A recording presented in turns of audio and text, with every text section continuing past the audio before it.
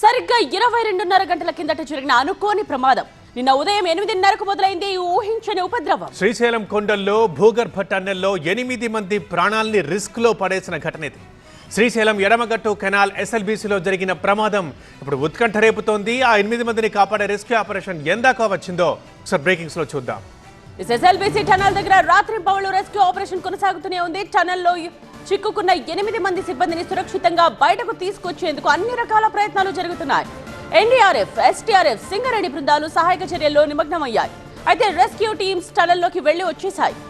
అయితే ఈ rescue teams ఘటనా స్థలానికి చేరుకోలేకపోయాయి. ఇందుకు కారణం ఘటన జరిగిన ప్రాంతం కంటే ముందే బురద, నీరు ఉన్నాయని చెప్తున్నారు.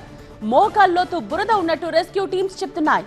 టన్నెల్లోకి వెళ్లే ఆక్సిజన్ పైప్ లైన్ కూడా ధ్వంసమైందని చెప్తున్నారు.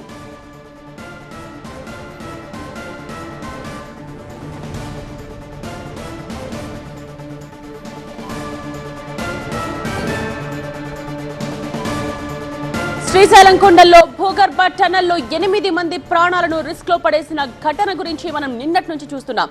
కానీ ప్రస్తుతం ఈ ప్రమాదంలో చిక్కుకున్న వారి పరిస్థితి ఏంటి? వారిని ఎలా బయటకు తీసుకురావాలి? రెస్క్యూ ఆపరేషన్స్ అయితే కొనసాగుతున్నాయి. కానీ రెస్క్యూ ఆపరేషన్స్ కోసం లోపలికి వెళ్లిన వాళ్ళు తిరిగి బయటకు వచ్చారు. ఎందుకంటే ముందుగానే అక్కడ బురద, నీరుతో ఆ ప్రాంతం అంతా కప్పబడి ఉంది అని చెప్తూ ఉన్నారు. ఎస్ఎల్బీసీ టన్నెల్ దగ్గర రాత్రి పౌళ్ళు కూడా ఈ రెస్క్యూ ఆపరేషన్ కొనసాగుతూనే ఉంది. టన్నెల్లో చిక్కుకున్న 8 మంది సిబ్బందిని సురక్షితంగా బయటకు తీసుకొచ్చేందుకు అన్ని రకాల ప్రయత్నాలు అయితే జరుగుతూనే ఉన్నాయి.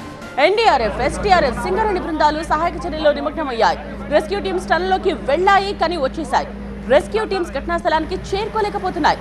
దీనికి కారణం ఘటన జరిగిన ప్రాంతం కంటే ముందే బురద, నీరు ఉన్నాయని చెప్తున్నారు. మోకాల్లోతు బురద ఉన్నట్టుగా రెస్క్యూ టీమ్స్ చెప్తున్నాయి. టన్నెల్లోకి వెళ్లే ఆక్సిజన్ పైప్ లైన్ కూడా ధ్వంసమైపోయిందని చెప్తున్నారు.